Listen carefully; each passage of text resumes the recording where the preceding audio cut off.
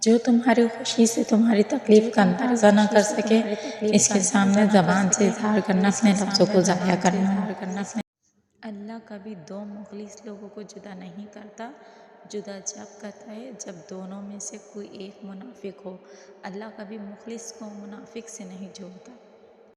کسی کے گھر جاؤ تو اندھے بن کر رہو اور باہر نکلو تو گونگے بن کر نکلو۔ خوشی انسان کو اتنا نہیں سکھاتی جتنا غم سکھاتا ہے۔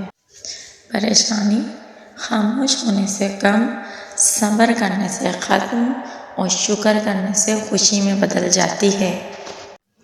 جو انسان یہ سمجھتا ہے جو خدا کرتا ہے ہمارے لیے بہتر کرتا ہے، وہ انسان کمال کا ایمان رکھتا ہے۔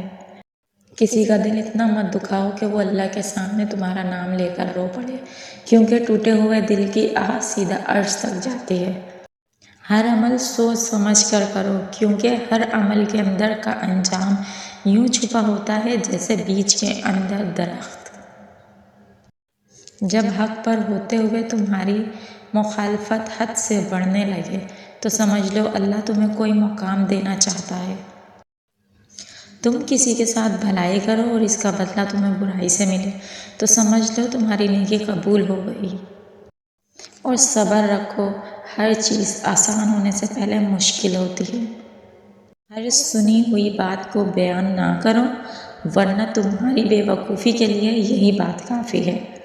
جب انسان اپنی غلطیوں کا وکیل اور دوسروں کی غلطیوں کا جج خود بن جائے، پھر فیصلے نہیں ہوتے، فاصلے ہوتے ہیں۔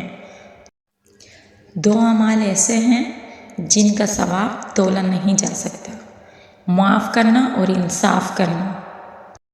بے شک سب سے زیادہ ثواب ملنے والی نیکی یعنی احسان ہے، اور بلا شبہ اور تمام کاموں میں نیک انجام والا کام صبر ہے۔ کسی کی خاموشی کو اس کا تکبر نہیں سمجھو، کیا پتہ وہ اپنی ذات سے ہی جنگ کر رہا ہو۔